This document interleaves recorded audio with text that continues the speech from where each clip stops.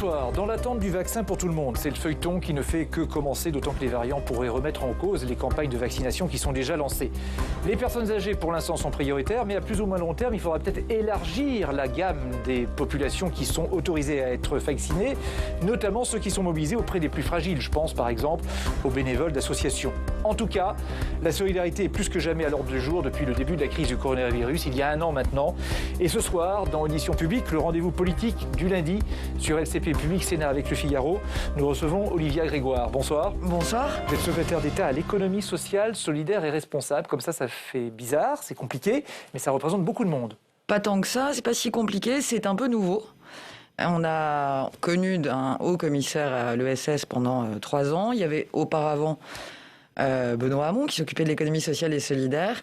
La petite nouveauté, c'est que l'économie sociale et solidaire s'est vu adjoindre l'adjectif responsable. Ça élargit effectivement, on aura l'occasion d'en parler. Alors pour dire, ça va des associations jusqu'au SCOP, par exemple, en passant par les mutuelles. C'est 5 familles, si vous me donnez une seconde. C'est vraiment une seconde? Alors je ne peux pas aller plus vite.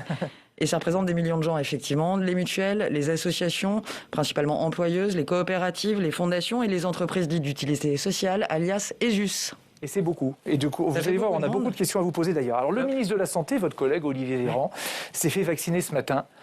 Mais il bénéficie de son statut de praticien hospitalier pour avoir droit à cette piqûre, parce que normalement, les ministres n'ont pas à se faire piquer avant les autres.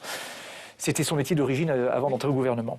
Est-ce que vous pensez que ça, c'est utile ou c'est un peu vieille communication, un peu propagande même? Bon, je vais vous répondre comme je suis, c'est-à-dire avec franchise.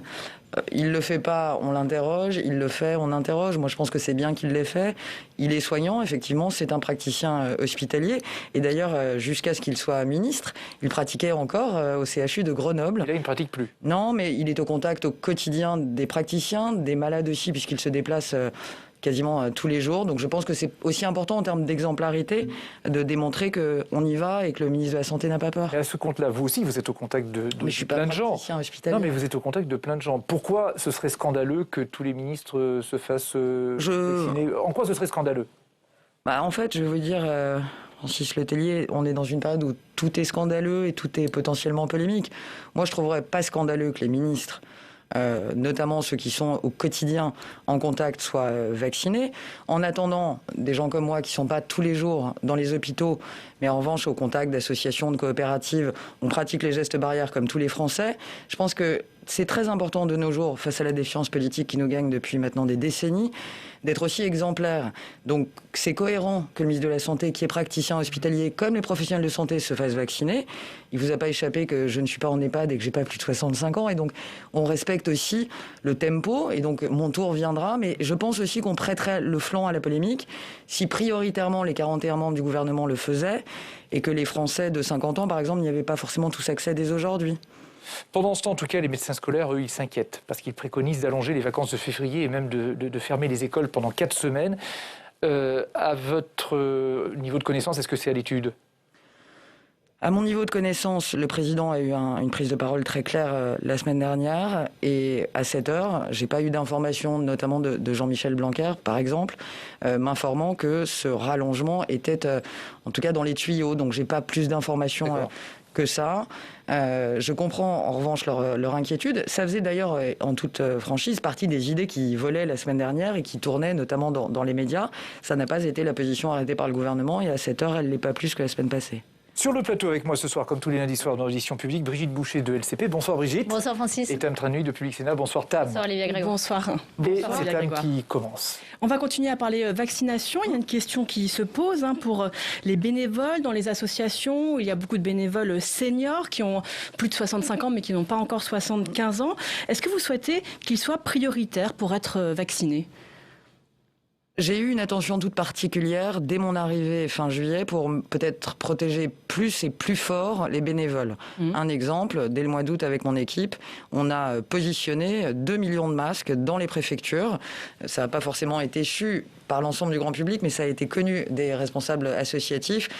La moindre des choses était que l'État mette à leur disposition de quoi plus se protéger pour pouvoir mieux accompagner les autres. J'ai aussi continué, on en reparlera, je n'en doute pas, 30 millions d'euros pour les acteurs associatifs. On va en parler. Je sais, je vous en remercie, pas pour moi, mais pour eux. Mais sur le vaccin, est-ce que ce qui a été fait pour le masque D'abord, on se protège. Pour les vaccins, on est là aussi cohérent. On a un calendrier qui est scandé, qui est précis. Ça dépend des tranches d'âge. À cette heure, il n'y a pas de priorisation des bénévoles tout âge. Que les seniors puissent être dans les associations vaccinés rapidement est une priorité, comme pour tous les plus de 65. Mais il n'y a pas spécifiquement de coup de fil pour les bénévoles. Je dirais même, est-ce qu'il faut, à vos yeux, que les seniors de plus de 75 ans qui interviennent dans des associations soient vaccinés ? Je pense que c'est important et ils sont dans le calendrier. C'est important. Non, mais est-ce qu'il faut qu'ils le soient ? Est-ce que ça doit faire partie de leur engagement aussi ? On va en parler de l'engagement.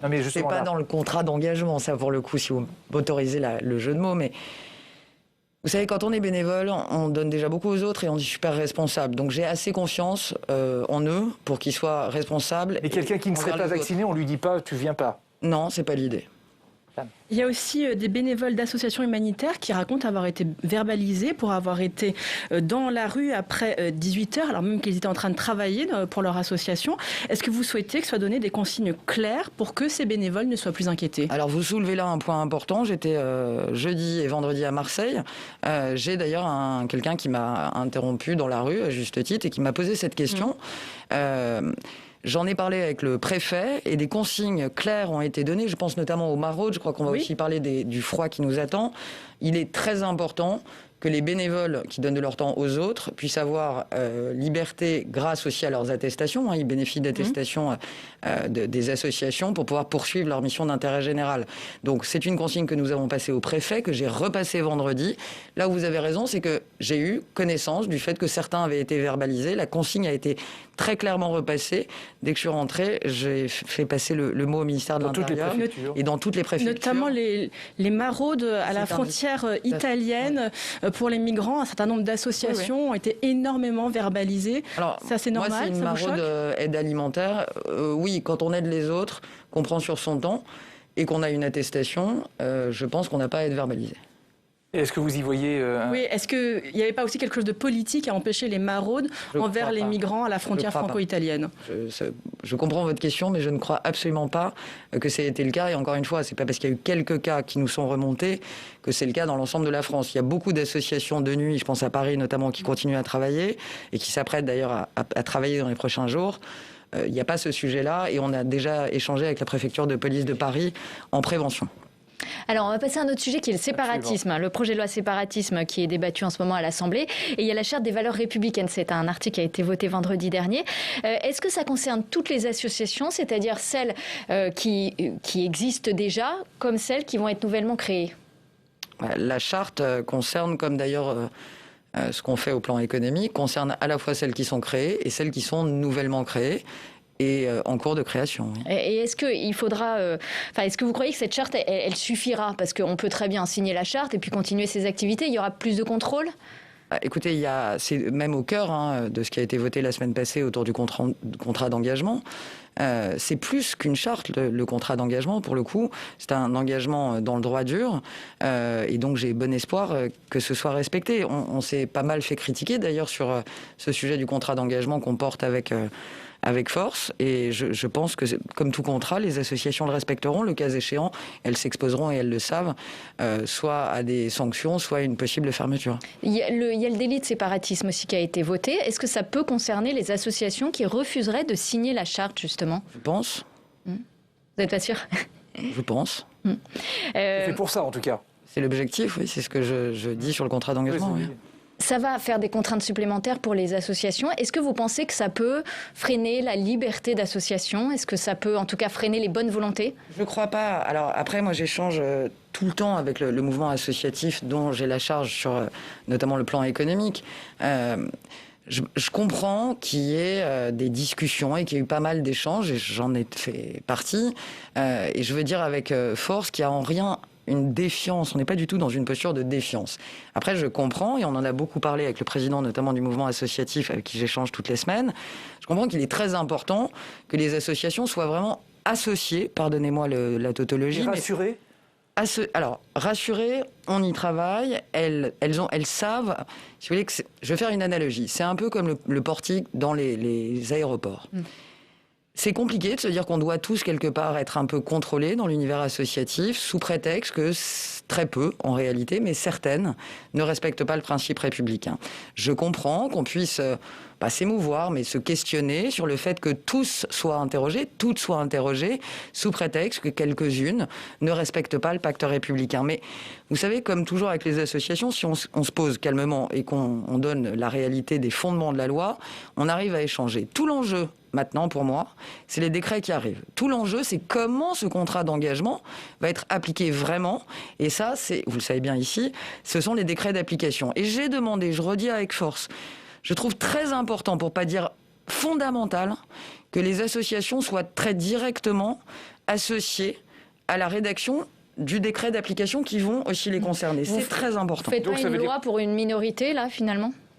C'est exactement ce que je viens de vous dire. J'admets, moi, sans problème, que sous prétexte que certaines posent problème, nous contrôlions plus les autres. Vous m'accorderez aussi, Brigitte Boucher, que on nous a beaucoup reproché la naïveté depuis quelques années, et même bien avant nous, sur ce sujet des associations.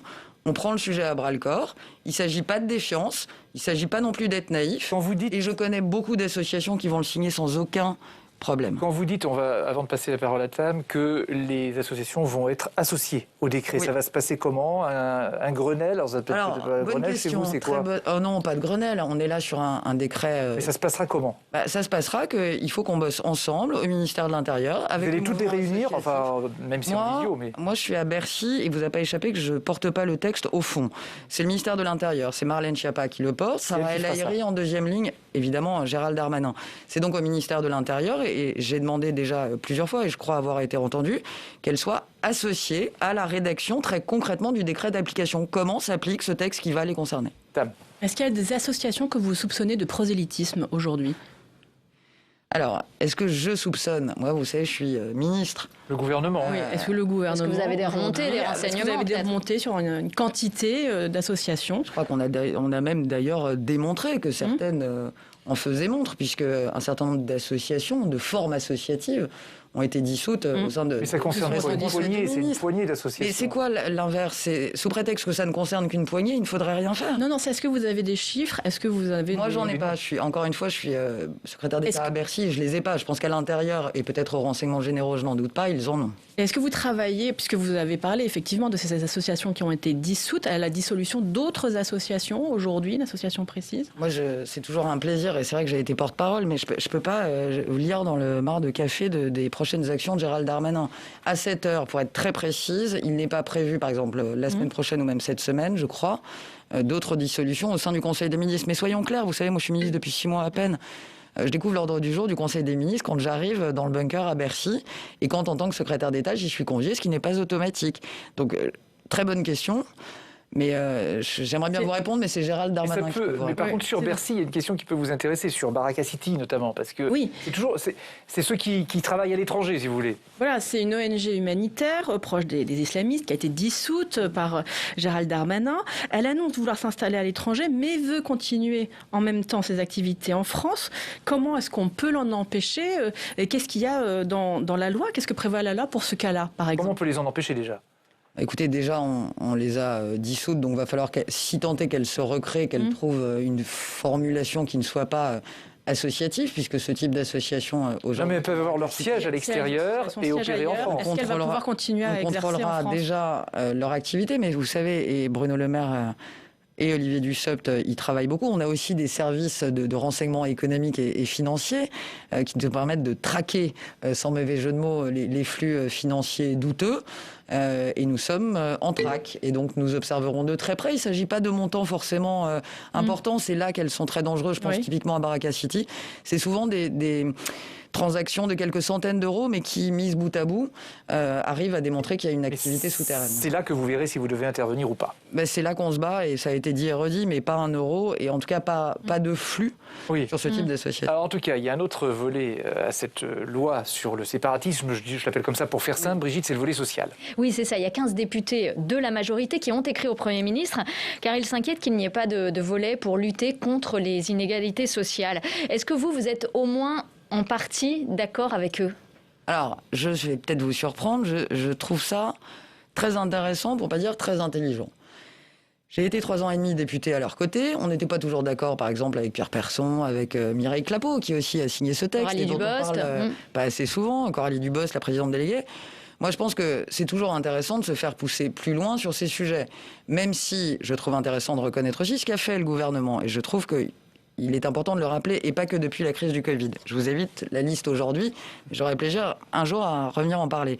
Ce que je trouve intéressant, c'est que d'abord, ils sont complètement dans leur rôle. C'est ce qu'on attend des parlementaires, qu'ils soient force de proposition. On ne peut pas d'un côté se plaindre d'avoir des godillots et de l'autre d'avoir des personnes sur le fond, ils qui ont font raison. des propositions. Il y a des trucs très intéressants. Qu'est-ce que vous préconisez, vous, par exemple? Parce que vous dites, oui, ce sont des bonnes idées, il faut aller plus loin. Le RUA est particulièrement intéressant. Le revenu universel d'activité. Vous voyez, On regroupe toutes les aides, le RSA et toutes les aides qui vont Ça autour. permet une chose pour aller vite, puisque on doit aller un peu vite.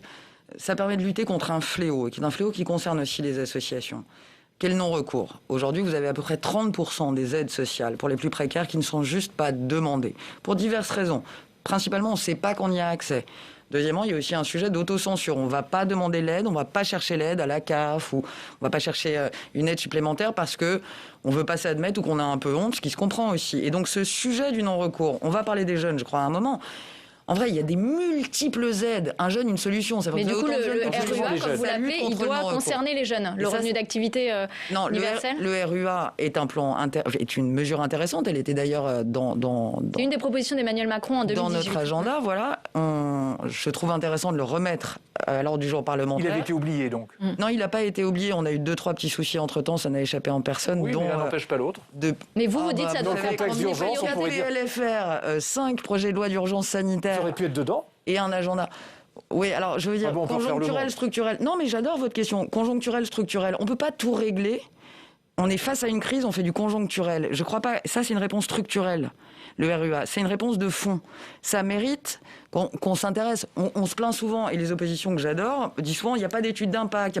Ça mérite déjà d'avoir une étude d'impact sur le RUA. Mais c'est une des 15 propositions que je trouve particulièrement intérestes. Un mot sur les jeunes. Oui, vous parliez des jeunes à l'instant. De plus en plus doivent aller au Resto du Cœur parce qu'ils ne peuvent pas manger. Ils n'ont pas suffisamment d'argent. Ils doivent aussi aller dans les banques alimentaires ou au Secours populaire pour se vêtir. Est-ce que les associations qui sont déjà un peu débordées peuvent supporter toute la misère du monde, selon vous? Et tout le poids de la crise, en tout cas. Tout le poids de la crise actuelle. Est-ce que c'est à elle, finalement, d'assumer ça? Alors, il y a 3 questions. Et je dois non, c'est la même. Non, c'est la même. Alors déjà, je ne pense pas que les associations supportent toute la misère du monde. Je pense que le gouvernement est aux côtés des jeunes. Je pense que ce soit la garantie jeune, que ce soit les repas au Crous qu'on a doublé à 1 euro, que ce soit l'ensemble des aides qu'on apporte aujourd'hui, on va en reparler dans quelques instants.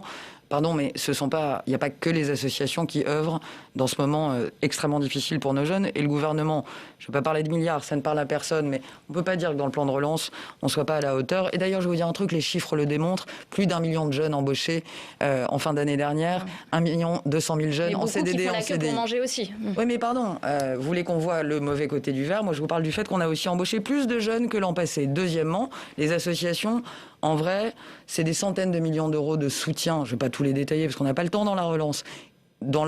Mais c'est aussi des dizaines de millions d'euros dans l'urgence. Et je vais être très clair, parce que j'ai des garanties. S'il faut faire plus dans les jours qui viennent, s'il faut aligner 50 millions de plus dans les jours qui viennent, etc., le gouvernement, le Premier ministre, Bruno Le Maire, je sais qu'on le fera. 50 millions, c'est pas un chiffre que vous donnez par hasard. Si, totalement. Ah si, d'accord. Voilà. Totalement. Alors, vous voyez, puisque vous êtes j'ai réussi une fois. Non, mais au cas où, c'était pour savoir. Un peu plus d'argent. Anne Hidalgo, elle a proposé une aide exceptionnelle et temporaire de 500 € pour les jeunes, justement. Oui, c'est pas dans cette période si je puis me permettre. De crise. Est-ce que ces 50 millions dont vous nous parlez, ils pourraient par exemple être consacrés à ça, une aide pour les jeunes, une aide temporaire qui serait pas du tout le RSA. Hein. Mais écoutez, 490 € par mois pour 200 000 jeunes. On a doublé la garantie jeune. 500 000 jeunes qu'on a embarqués en apprentissage depuis quelques mois. La garantie jeune, c'est pour les plus précaires. Il y en a aussi qui le RSA sont pas forcément actif, les plus précaires. Le RSA jeunes actifs, vous avez bossé 2 ans, vous êtes en rupture de charge, vous n'avez plus de boulot. Et pour les étudiants, pour ceux qui sont entre les deux, justement. Mais il y a aujourd'hui un jeune, une solution. Pour chacun, on a de quoi accompagner. Donc les 500 € d'Anne Hidalgo, non. Je vais vous répondre, il y a 100 millions d'euros dans les missions locales, au moment où je vous parle, qui viennent du plan de relance. Moi, ce que je vois, avec tout le respect que j'ai pour elle, c'est que ce n'est pas un plan de relance dont parle Anne Hidalgo. dont j'aimerais bien accessoirement qu'en tant qu'ancienne députée de Paris, elle s'occupe pas un peu plus de Paris que de la présidentielle. C'est un plan de carrière, je comprends la polémique, elle est aisée à découvrir. Maintenant qu'elle se concentre sur Paris et qu'elle fasse, plutôt que de demander sans cesse au gouvernement de faire plus, qu'elle applique déjà ce qu'on fait. Vous lui suggérez de faire ça à Paris, sous-entendu? Moi, je lui suggère déjà, elle a fait une sortie très intéressante hier. Elle dit il faut que le gouvernement soit à nos côtés. Je suis complètement d'accord. Je prends un exemple, un seul. Rénovation thermique des bâtiments. Quelques millions d'euros, 2,4 millions d'euros, je crois, de la mairie de Paris, 24 millions d'euros pour Paris de la part du gouvernement. Ouais. Non, mais c'est normal, c'est la moindre des choses que le gouvernement soit là, mais qu'on ne nous fasse pas croire qu'on n'est pas là. C'est 1 milliard du plan de relance pour Paris quasiment. On va parler aussi des conséquences de la réforme des APL qui se font sentir en ce moment pour un certain nombre de publics fragiles, par exemple des étudiants en contrat professionnel, des jeunes actifs qui sont dans des situations encore un petit peu compliquées. Est-ce que c'est le bon moment de faire cette réforme qui a réduit les APL pour pas mal de monde en ce moment, en cette période de crise, en ce moment si difficile? C'est jamais le bon moment, surtout pour une réforme difficile. Mais désolé là encore, je veux bien qu'on voit encore une fois que le verre vide et 5 euros d'APL en moins. Si on peut parler aussi de tout ce qu'on fait en plus, ça peut être pas mal. Là, la réforme des APL, le nouveau mode de calcul, ça peut être des centaines d'euros en moins pour certaines familles. Mais, donc ça peut être vraiment, vraiment compliqué pour des personnes. Alors des centaines d'euros... avec grand plaisir, trouvez-moi le cas. Il y a eu des cas de personnes qui ont bien dit j'avais les droits à 270 euros. Non, mais à ce moment-là, c'est pareil, c'est quoi à l'inverse? On a mis en place des réformes et on fait quoi? Stop, tout. Bon, les réformes, elles sont en cours et il y a un accompagnement du gouvernement conjoncturel comme structurel auprès des plus jeunes.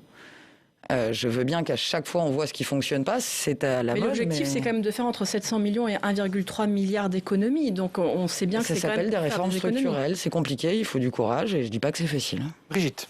Oui, on va parler des mutuelles. Les tarifs des complémentaires vont augmenter de 4% en 2021. C'est l'UFC Que Choisir qui le dit.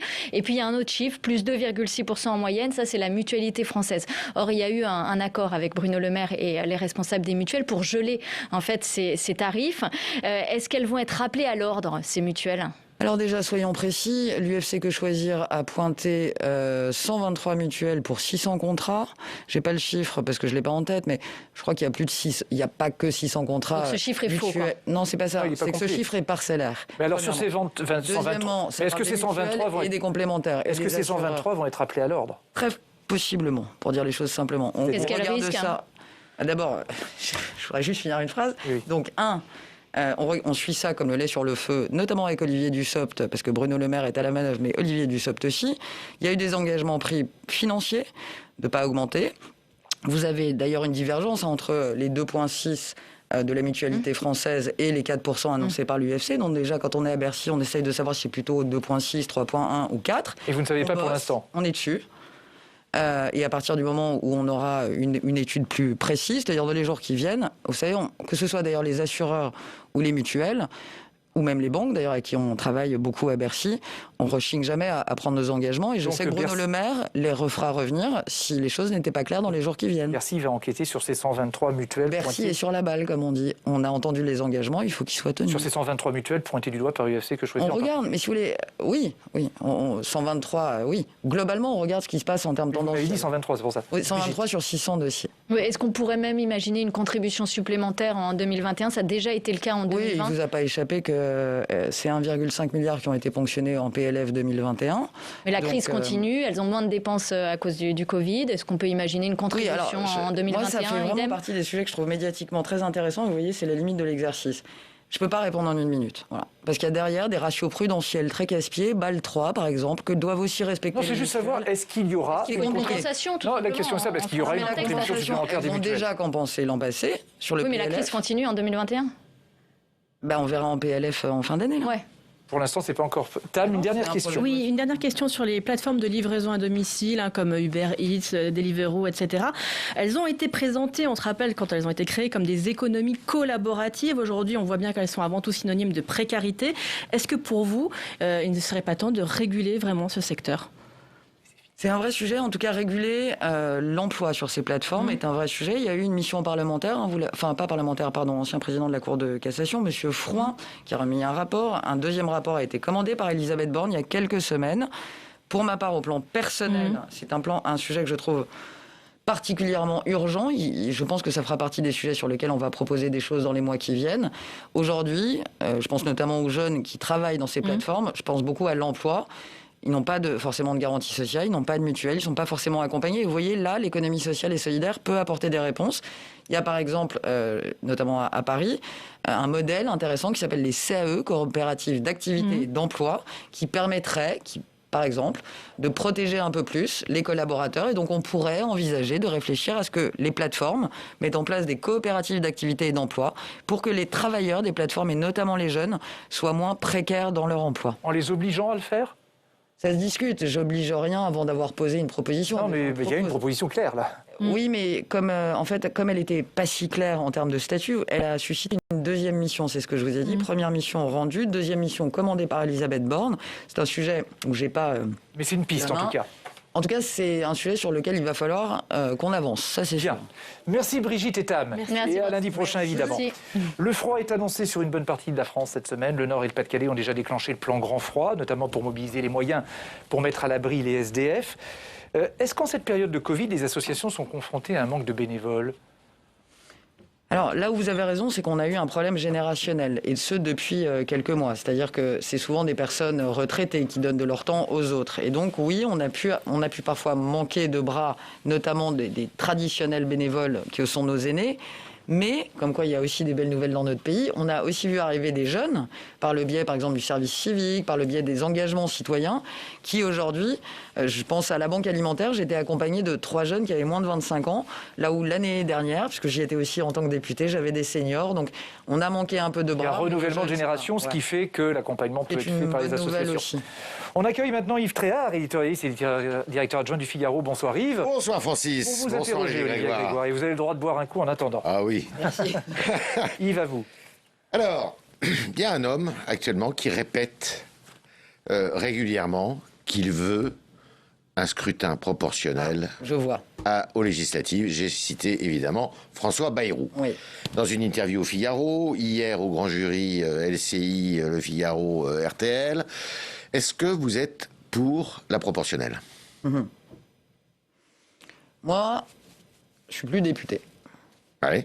C'est un sujet qui concerne notre représentation nationale. Oui. Je suis très raccord, et je sais que je ne vais pas vous étonner, avec ce qu'a dit le président de la République, et qui d'ailleurs a été largement commenté. Je pense que c'est une initiative parlementaire, c'est une initiative qui doit être portée aussi par le Parlement, la conférence des présidents, par exemple, de juger de l'opportunité ou pas, de l'inscrire ou pas à l'agenda parlementaire. Je comprends aussi parfois certaines réticences de mes collègues ministres dans une période où, entre nous, jour et nuit, on est au feu, et je ne suis pas sûr, entre nous, que, même si c'est un débat fondamental pour notre démocratie... Et vous êtes pour ou contre ? Moi, je pense que c'est un sujet qui pourrait être regardé d'un point de vue personnel. Je trouve que ça ferait pas de mal à la santé démocratique. Ça ferait pas de mal à la santé démocratique. En plus, c'est simple. C'est une loi. Oui, mais... Une simple loi. Ça, vous avez trop d'expérience, Yves Tréhard, pour savoir que c'est pas parce que c'est simple qu'il faut y aller. Parfois, c'est super compliqué, il faut y aller quand même. Il y a un risque. Oui, il y a un promesse risque. non tenue. Oui. On vous en veut après. Oui, vous savez, en vrai, que ce soit sur les marchés quand j'étais député ou dans les quartiers nord à Marseille où j'étais jeudi, vendredi, j'ai pas une personne qui m'est arrêtée sur la proportionnelle. Par contre, je me suis fait arrêter sur d'autres sujets, sur notre jeunesse, sur les personnes âgées, sur le vaccin. C'est votre portefeuille ministériel aussi. Oui, pas que. Mais la proportionnelle, je pense que c'est intéressant pour répondre à une partie de la défiance aussi politique. Après, ça crée... Totale, intégrale ou partielle ? Une petite dose, comme on dit. Une dose. Comme les municipales, par exemple, un truc comme ça. Par exemple. D'accord. J'ai lu un excellent article chez un confrère qui s'appelle L'Opinion, où on vous prête certaines fonctions auprès du Premier ministre, comme quoi vous pourriez être son porte-parole, tacite d'une certaine façon, et que vous le conseillez beaucoup. C'est vrai ça ? Oh là là, alors ça je dément, mais je dément avec force. Moi je m'auto-conseille, c'est déjà du boulot. Il n'y a pas besoin de mes conseils. En revanche, oui, j'échange avec le Premier ministre souvent, mais c'est écrit dans le même papier, qui est bien sourcé, de votre confrère de l'Opinion, que je suis loin d'être la seule. Ce que je veux dire par là, c'est que D'abord, il n'y a pas de différence de D1, D2. C'est pas parce que vous êtes dans la D2, secrétaire d'État, que vous ne parlez pas au Premier ministre. C'est important de le faire savoir. Deuxièmement, il y a aussi écrit dans ce papier, parce que je l'ai lu avec attention, qu'on est plusieurs à être à ses côtés. Et d'ailleurs, on peut même dire l'ensemble du gouvernement, je crois, et qu'en tout cas, on a voulu essayer de l'aider plus et que de lui-même, le soutenir plus et que de lui-même, il a rechigné en disant non. Et ça traduit bien l'homme, voire le bonhomme qu'est Jean Castex. Il nous traite tous, mais c'est vrai que c'est important de souligner qu'il parle aussi aux petits secrétaires d'État qui sont 38e sur 41. Et ça vous fait pas mal de voir que finalement il est assez peu apprécié parce que il fait le job. Un sale job par sale temps, ouais. Et que, contrairement au précédent Premier ministre, il n'a pas la même cote de popularité. Je suis prête à parier tout l'or du monde, et pour le connaître un peu, c'est pas de ma faute. Il s'avère qu'il y a 25 ans, j'ai eu la chance de travailler un peu avec lui, il y a 20 ans. Je pense que vraiment, quand il se lève le matin, il s'en fiche de ça. Je pense que c'est un grand patriote, et je pense que c'est un grand commis d'État, au sens de la République. C'est-à-dire que c'est un homme qui, jour et nuit, bosse pour le pays dans une période, vous l'avez dit, qui est terrible. Et je pense vraiment que c'est le cadet de ses soucis, sa cote de popularité. Mais d'ailleurs, on ne va pas se mentir, parce qu'on a beaucoup refait le match avec Édouard Philippe. On a beaucoup dit, c'est le Premier ministre que toute la majorité adore, etc. Et vous le savez, on a un peu refait le match. En réalité, Édouard Philippe, les 6-8 premiers mois, ça a été super dur, notamment avec les députés de la majorité. Il y a un peu cette épreuve de vérité des premiers mois. Alors, vous avez dit que vous aviez travaillé avec Jean Castex il y a quelques années. Ouais. Il y avait une troisième personnalité qui travaillait avec vous. C'était Xavier Bertrand. Ah bon? Oui, il semblerait. Je peux même d'ailleurs qu'on travaillait pour lui. Voilà. Ouais. Xavier Bertrand, il a aussi des grandes ambitions. Il a une ambition présidentielle qui s'affirme de plus en plus. Vous le voyez comme un trouble fait du match qui est annoncé, qui est le match retour de 2017 entre Mme Le Pen et M. Macron? Trouble fait, je ne sais pas. C'est un peu tôt pour le dire. Homme de qualité? Ça, c'est un homme de qualité. C'était et ça demeure un homme de qualité. Et j'ai dans mes traditions de jamais cracher sur mon passé, en tout cas les gens avec qui j'ai bossé. Donc c'est un homme de qualité qui fait son bonhomme de chemin, qui est un président de région qui fait un certain nombre de choses. Pour autant, je pense qu'on est un peu loin du match, si vous voulez. Et la deuxième chose, c'est que je pense que les Français ont quand même en tête tout sauf ça. Je ne sais pas si je me trompe, mais je pense que l'urgence dans la tête des Français, pour beaucoup, c'est est-ce que je vais avoir un job au sortir de la crise? Est-ce que mon gamin... Bertrand, ça pourrait être un bon président de la République. C'est pas à moi d'y répondre. Mais sincèrement, vous ne croyez pas que cette élection présidentielle, elle va se jouer sur la gestion de cette crise sanitaire? Il y a fort à parier, en partie, mais aussi sur... On va tout faire pour, mais aussi sur tout ce qui a été fait pendant ce quinquennat et dont je ferai partie de celles qui ne rougiront pas. Est-ce que vous ne croyez pas que justement cette crise sanitaire va avoir tout effacé et que finalement on voit que le président de la République fait du en même temps, c'est-à-dire qu'il pousse des textes régaliens, le séparatisme, le Beauvau de la sécurité globale, et de l'autre côté, ce dont vous avez parlé tout à l'heure avec mes consoeurs, c'est-à-dire des textes plutôt sociaux, pour les jeunes, techniques. Jusque-là, c'est assez équilibré pour un mec qui marchait que sur une jambe droite. Vous voyez, il marche sur les deux jambes. Vous avez dit pour un mec? C'est un mec, c'est un homme, c'est un président. On a tellement entendu ça, si vous voulez. Oui. Voilà. Pour vous, il marche bien sur les deux jambes. Il n'y a pas de problème de jambe droite, de jambe gauche. Bien sur les deux jambes. Et il n'y a pas plus de droite que de gauche? Il marche parfaitement sur ses deux jambes. Voilà. Et il vous convient alors que vous venez de la droite? Alors, j'aimerais bien qu'avant ce quinquennat, on me ressorte mon appartenance à la droite. Trouvez-moi ma carte d'adhésion aux Républicains ou à l'UMP, on en discute. Sans être adhérent, vous étiez avec Xavier Bertrand, dans un gouvernement de droite, par exemple. Jean Castex, avec qui vous avez travaillé. Vous êtes trop de qualité pour que je laisse passer. Désolé, quand on travaille en cabinet, on a aussi un droit de réserve. Vous n'êtes pas forcément encarté. Vous n'êtes pas nécessairement... bien d'accord. Moi, j'ai par exemple dans mon cabinet des jeunes gens qui ne sont pas forcément encartés En Marche et qui, par exemple, ne sont pas forcément partisans. Vous voyez, j'ai des techniciens. Olivier Grégoire, c'est important. C'est super important. Parce que c'est une étiquette qu'on vous colle.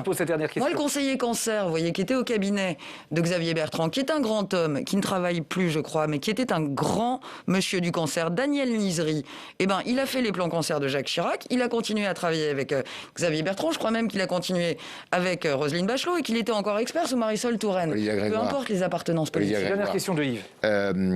Il y a normalement des élections régionales au mois de juin. Vous êtes député de Paris.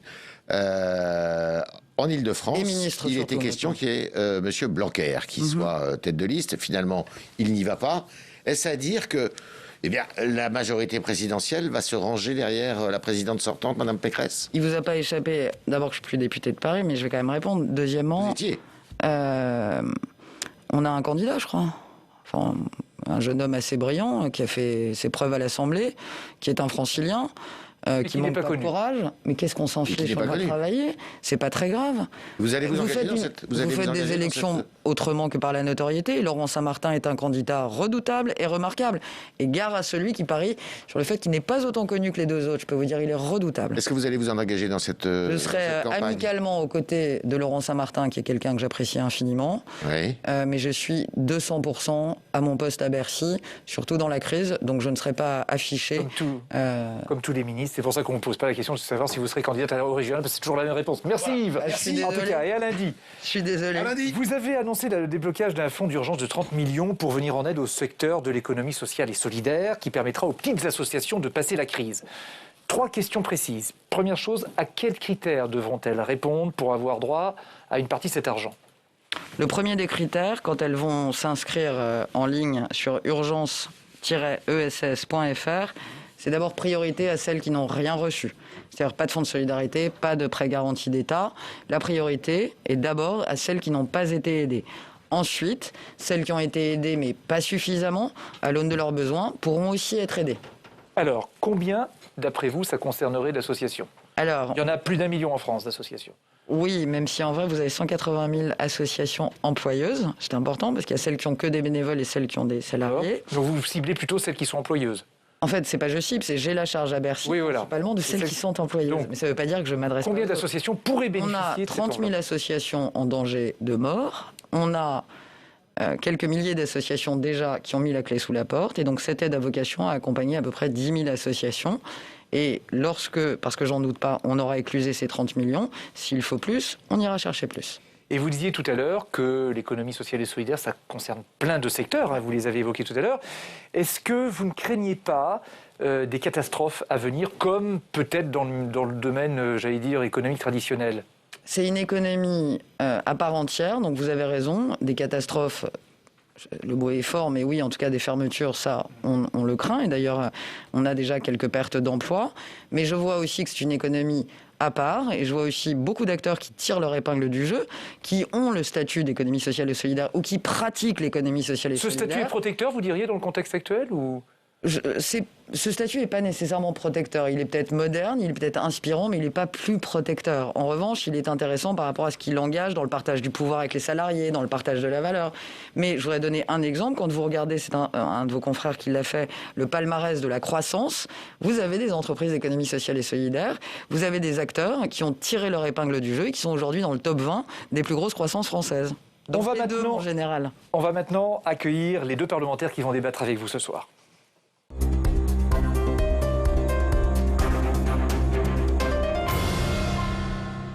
Bonsoir, Jean-François Husson et Régis Juanico. Merci d'être sur ce plateau ce soir. Jean-François Husson, vous êtes sénateur LR de Meurthe-et-Moselle. Et Régis Juanico, vous êtes député Génération S, le mouvement de Benoît Hamon, l'un de vos prédécesseurs au ministère de la Loire, apparenté au Parti socialiste. Pour commencer, la première question, ce sera vous, Jean-François Husson. Vous voulez parler, vous, justement, du système coopératif et mutualiste, parce que ça représente du monde. Ça représente du monde, Madame la Ministre le sait bien. C'est plus de 2 millions de salariés, c'est 12 millions de bénévoles, c'est aussi 10% de la création de richesse. Madame la Ministre, je vous ai entendu expliquer que le gouvernement mettait 1,3 milliard, mais dans le plan de relance. Mais dans le plan de relance, il ne vous a pas échappé qu'il y a plus de 100 milliards d'euros qui sont mis sur la table. Et j'ai envie de dire, de mon point de vue, le compte n'y est pas vraiment, parce que 1% par rapport à un secteur qui effectivement représente des valeurs qui aujourd'hui, à mon avis, sont en écho aux préoccupations de nos concitoyens, jeunes ou moins jeunes, mais les jeunes notamment, qu'est-ce qu'ils demandent aujourd'hui? Ils veulent redonner du sens à leur vie, ils sont prêts à s'engager. Dans ces 12 millions de bénévoles, et on le voit dans ce temps de crise, les jeunes se mobilisent. Moi, j'ai le sentiment aujourd'hui, et d'ailleurs vous le voyez, à la fois par les difficultés des jeunes étudiants, mais pas seulement.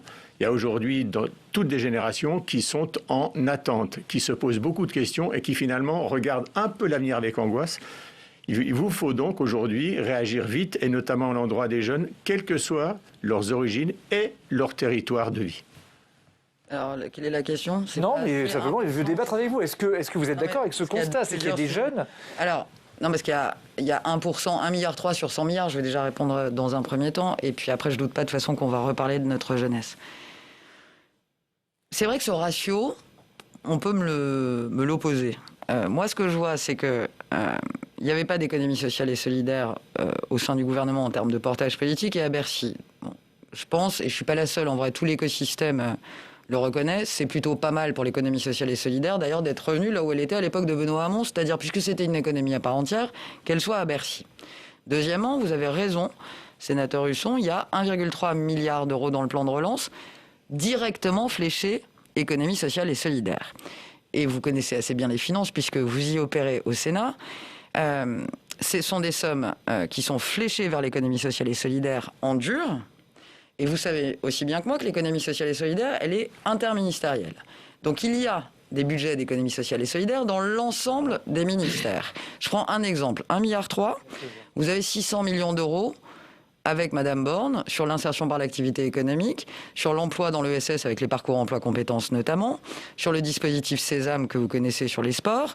Vous avez aussi, et j'y arrive, vous avez aussi des investissements indirects pour quasiment 3 milliards d'euros. Je pense notamment à tout ce qu'on propose sur les 400 millions d'économies circulaires, 350 millions exactement. Vous avez des chantiers qu'on mène aussi, par exemple avec Julien de Normandie, sur l'agroécologie. On investit pour pouvoir permettre à des coopératives maraîchères de pouvoir mettre en place des nouvelles lignes de production. Donc ce que je veux dire, c'est qu'il y a 1,3 milliard en direct, un peu plus de 3 milliards en plus, qui nous amène à 5 milliards. Et je vous dirais, pour terminer, pardonnez-moi juste d'y répondre, je veux bien entendre que c'est pas assez. Moi, ce que je dis aux acteurs de l'économie sociale et solidaire... Je vous ai pas dit que c'était pas assez, je vous ai dit que finalement, vous avez une forme d'émiettement. Là où vous avez... Qu'est-ce que vous proposez pour l'économie sociale et solidaire? Parce qu'elle est partout. Non, mais moi, je pense que je nous invite à travailler autrement. Et l'idée, c'est pas d'émietter, etc. Quand je vous dis, par exemple, qu'il y a plus de 2 millions de salariés, mais surtout qu'il y a 12 millions de bénévoles. Et qu'est-ce que vous faites? Et aujourd'hui, ces bénévoles, ils sont comme les maires, ils sont comme les élus locaux. C'est eux qui, pour une part, les élus locaux à 90% sont des bénévoles aussi. Eh bien, ceux-là, aujourd'hui, ils tiennent une partie de la France à bout de bras. Et donc en proximité. Donc, il faut absolument, aujourd'hui, je ne suis pas... Aujourd'hui, j'interroge une ministre. Oui, mais j'aime bien avoir votre point de vue, vous savez. Mais le point de vue, Madame la Ministre, c'est d'attirer votre attention sur ces préoccupations en disant « Vous devez absolument et vite réorienter l'économie, notamment autour de ces valeurs qui sont des valeurs humaines fortes dont la France a besoin. » Mais moi, en fait... Sans émietter, c'est ce que dit... Bien sûr. Oui, mais là où je ne comprends pas, pardon, ça veut dire quoi? Vous mettez par exemple 6 milliards sur les coopératives, vous faites quoi? Vous faites des fonds propres, vous faites quoi, que je comprenne? Puisque c'est émietté. Mais moi, j'ai de l'économie sociale et solidaire dans le réemploi, j'en ai dans l'insertion par l'activité économique, j'en ai... Et c'est pour ça que je voudrais comprendre, je sais que vous avez d'ailleurs plus d'expérience que moi en matière budgétaire, donc vous dites que c'est émietté. J'ai une économie sociale et solidaire qui est interministérielle, il y en a pas. Non, mais ce qu'il faut comprendre, c'est pas... L'idée, c'est pas de faire une bataille de chiffres. L'idée, c'est de redonner confiance au pays et de l'entraîner dans le redressement. Et pour ça, il faut aujourd'hui changer le logiciel des valeurs, notamment sur ce sujet pour le gouvernement. Changer le logiciel des valeurs. J'entends bien que vous m'interrogez en tant que ministre, mais ça veut dire quoi, changer le logiciel des valeurs? C'est-à-dire plus de partage de la valeur, plus de gouvernance? Écoutez, vous étiez dans le projet de loi Pacte. J'étais plus, je l'ai présidé, oui, donc je le connais bien. Bien sûr, et vous étiez sur d'autres valeurs. Moi, pour avoir également été rapporteur, mais si, je vous dis simplement... Qu'est-ce que vous auriez fait de plus, par exemple, que la suppression du forfait social sur la participation? Aujourd'hui, on n'est pas sur le sujet d'avant-hier, on est sur le sujet d'aujourd'hui. Aujourd'hui, je pense que vous vous trompez. Oui. Bien sûr, vous vous trompez sur un certain nombre d'enjeux. Mais Madame la ministre, si on a tort, proposez-nous l'inverse. Moi, c'est aussi votre rôle. Le rôle, c'est pas de faire. Là, vous voulez alerter. Régis Juanico, qui est à côté de vous, était en partie d'accord avec vous, visiblement, si je voyais votre regard. Mais vous voulez revenir, vous, sur le RSA. Pas seulement. Parce que, Madame Grégoire, vous êtes ministre de l'économie sociale et solidaire et par définition, vous êtes la ministre de l'innovation sociale, de l'expérimentation. On évoquait tout à l'heure les coopératives d'activité et d'emploi que nous avions votées. J'étais rapporteur de la commission des finances à l'époque de la loi Hamon sur l'ESS. À l'époque, qui est un statut protecteur pour ceux qu'on appelle les forçats du goudron, les livreurs aujourd'hui. Mais est-ce qu'il ne serait pas temps, au vu aujourd'hui de la situation très dégradée de la jeunesse dans notre pays, d'expérimenter une solution, alors peut-être temporaire, de revenu universel aujourd'hui, tout simplement parce que ce qui est dramatique dans ce pays, c'est le sort réservé aujourd'hui à notre jeunesse et la transition vers l'âge adulte qui, maintenant, depuis 40 ans, c'est pas nouveau, mais était une succession de 5 à 10 ans de petits boulots, de contrats précaires, et qu'aujourd'hui, on voit bien, on l'a beaucoup travaillé avec Marie-Georges Buffet ces derniers mois ici à l'Assemblée nationale, avec la commission d'enquête sur les effets de la Covid, sur la jeunesse. On a une dégradation de l'état physique de plusieurs générations, une dégradation de l'état psychologique, on en a beaucoup parlé ces dernières semaines, mais aussi de leur situation financière, puisque 50% des étudiants vivaient de petits boulots, et 40% l'ont perdu. Donc, ils sont tombés dans la grande précarité. Est-ce qu'on ne devrait pas, au-delà simplement de l'élargissement du RSA, mettre en place une expérimentation d'un revenu universel pour la jeunesse ? Au moins dans cette période de crise que vous disiez. Tout à fait. Alors, pour ce qui est du RSA jeune, et sans vous étonner, c'est vrai qu'on n'est pas sur la même ligne et qu'on ne sera pas d'accord. C'est pas... Vous le voyez bien d'ailleurs, on peut nous le reprocher, pour le coup. Un jeune, une solution, ça ne veut pas dire la même solution pour tous les jeunes. Ça veut dire un jeune, une solution, en fonction de son parcours, en fonction de son âge, en fonction de son diplôme, de son éloignement, de son point de départ, l'égalité des chances, plus ou moins aidé au démarrage. Aujourd'hui, on a une panoplie d'aides, et d'ailleurs, ça fonctionne plutôt bien. On voit que l'apprentissage, et je ne doute pas que vous vous en réjouissez, décolle enfin dans notre pays. On voit qu'on a embauché 1,2 million de jeunes en fin d'année dernière, en CDD, CDI. On voit qu'il y a des solutions pour accompagner. Et dans tout ce qu'on fait, c'est accompagner vers la formation, raccompagner vers la formation ou accompagner vers l'emploi. C'est vrai que si jamais le RSA jeune, pour le coup, avait été la solution depuis des années, pardonnez-moi du point, mais je pense que vous l'auriez peut-être porté avec la précédente majorité. Je ne sais pas si vous avez essayé de le faire. On a fait la garantie jeune, qui maintenant est élargie, mais qui est sur un public spécifique. Et qui était effectivement, et vous connaissez bien le sujet pour y bosser depuis des années, qui est sur un public spécifique. Mais moi, je ne crois pas que ce soit avec un RSA jeune qu'on a l'ambition pour notre jeunesse. Parce que c'est RSA jeune, après c'est pas de formation, c'est pas de job, c'est RSA adulte. Génico parle d'un revenu universel, c'est encore autre chose. Garantie. Mais il y avait les deux dans la question. Oui, mais maintenant, je vous donne le deuxième, du coup. Du coup, je vous donne le deuxième. Sur le revenu universel d'activité, je l'ai dit tout à l'heure. Pas d'activité, revenu universel. Oui, parce que la fusion des aides, c'est pas suffisant. Le problème, c'est 5 à 10 ans pour aller vers un emploi durable aujourd'hui qu'on impose à notre jeunesse. J'ai écouté avec attention ce que vous disiez il y a quelque temps dans votre tribune sur Facebook là-dessus. Il y a des idées qui s'en rapprochent. Il y a le capital jeune, on peut peut-être en parler, qui est pas très loin. Donc, minimum jeunesse, oui. Oui, moi j'ai pas de sectarisme a priori. Il y a effectivement un sujet qui est comment on embarque cette jeunesse. Et vous avez raison, il faut des années, 5 à 10 ans, vous dites, mais ça va plusieurs années pour trouver un emploi. Je pense que ça fait partie des sujets qui sont intéressants et à ouvrir. Mais pour ce qui est du RSA jeune, c'est pour ma part, je crois pas que ce soit l'ambition pour la jeunesse. Par contre, sur le revenu universel, donc j'entends bien ce soir que c'est un sujet qui peut vous intéresser. C'est un sujet qui est dans l'air du temps. C'est un sujet d'ailleurs qu'une partie des membres de la majorité regarde. S'y intéresser, ça me paraît être la moindre des choses. Et après, ça ne veut pas dire que j'y adhère. Madame la ministre, en lien avec le sujet que vient de traiter, moi je voudrais appeler votre attention sur une préoccupation. Au-delà des satisfecit que vous décernez, en tous les cas, l'action du gouvernement sur l'apprentissage et un certain nombre de formations, il y a des bons résultats, je le dis.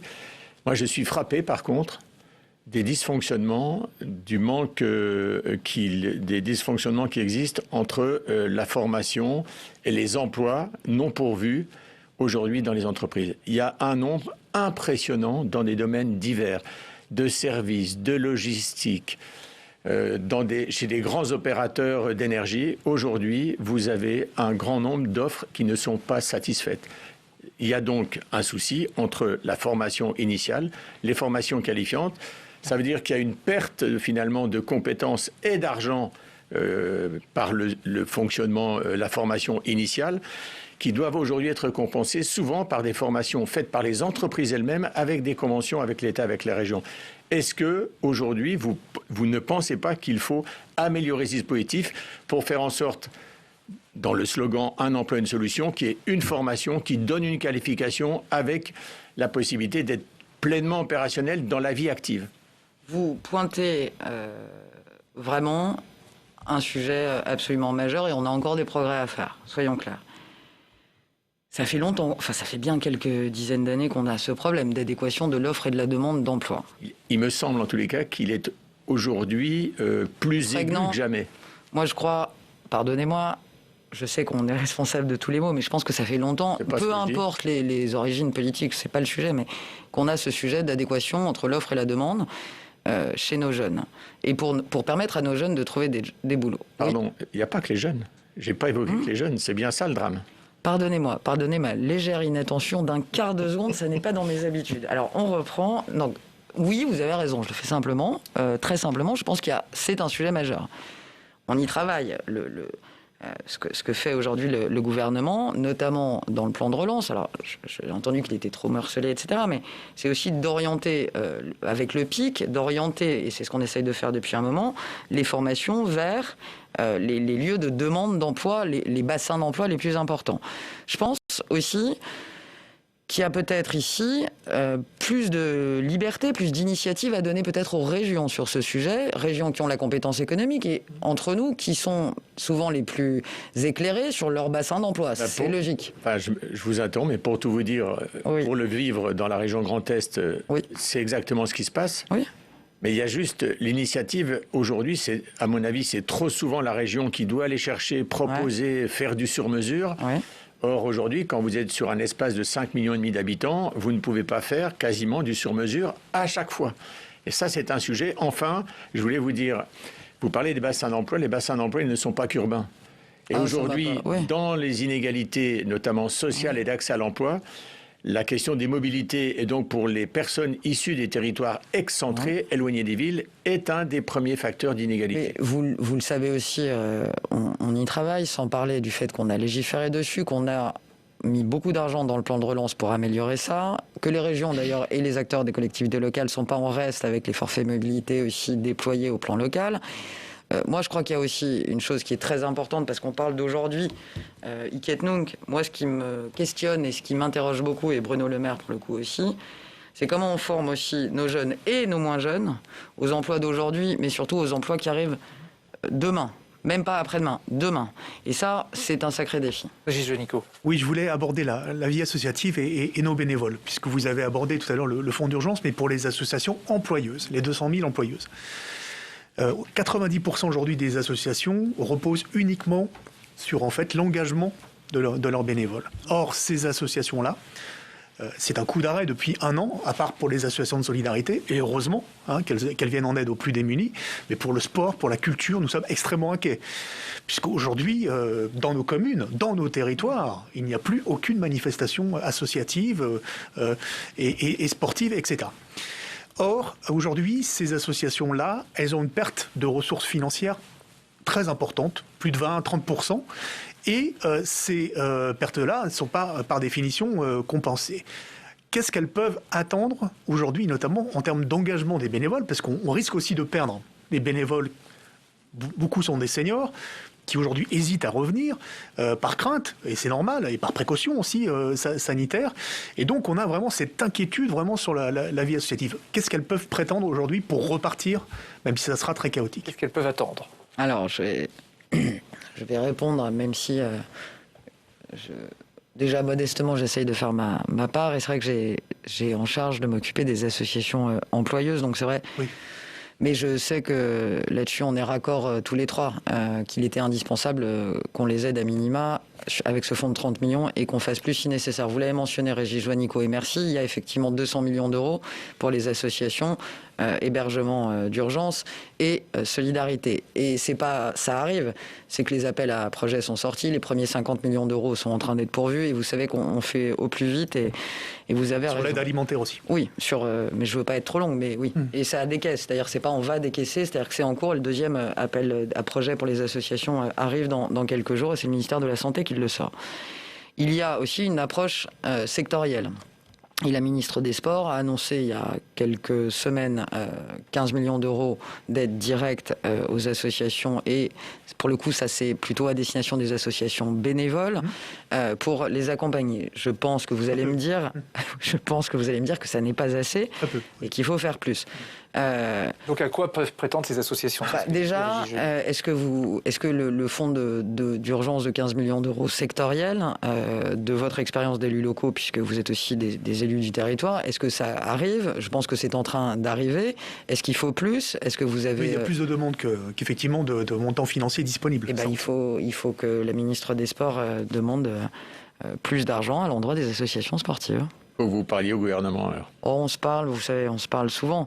Et je l'ai soutenue dans sa demande et je sais qu'elle n'aura pas froid aux yeux pour aller en demander plus et qu'on va faire ce qu'il faut. Elle se bat comme Roselyne Bachelot sur la culture. D'ailleurs, c'est le parallèle association culturelle et association sportive est malheureusement assez fort puisqu'elles sont toutes les deux empêchées. Donc il y a des fonds sectoriels en plus de l'aide d'urgence et du plan de relance. Et s'il faut faire plus, je pense qu'on essaiera de faire plus. Le risque, c'est la perte de lien social. Et le risque, de lien là, vous humain. avez totalement raison, c'est qu'on parle beaucoup des grandes, et vous avez beaucoup raison, pardon. Vous avez totalement raison, on parle beaucoup des grandes associations.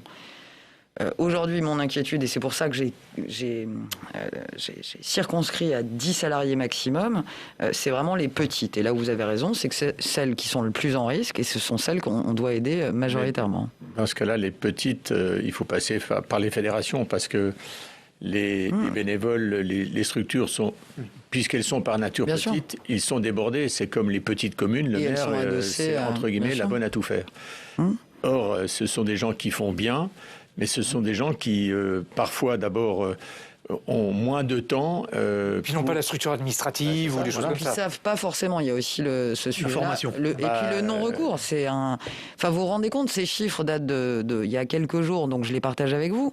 On a moins d'1% du fonds de solidarité, 13 milliards décaissés, qui est allé aux associations. Ça fait 200 millions d'euros. À chaque fois que je vais faire un plateau, pardonnez-moi, à chaque fois que je vais faire un plateau, on me dit quoi? On me dit, mais elle va encore parler du fonds de 30 millions d'euros. Elle en a déjà parlé. Mais je vais vous dire, à chaque fois que je vais faire un plateau, je vais en parler. Et j'hésite même à me faire un t-shirt pour en parler. Ah bah allez-y, c'est pas parce que ça relève. Il y avait le pin aussi du million d'emplois du MEDEF. C'est le bonnet, c'est l'hiver.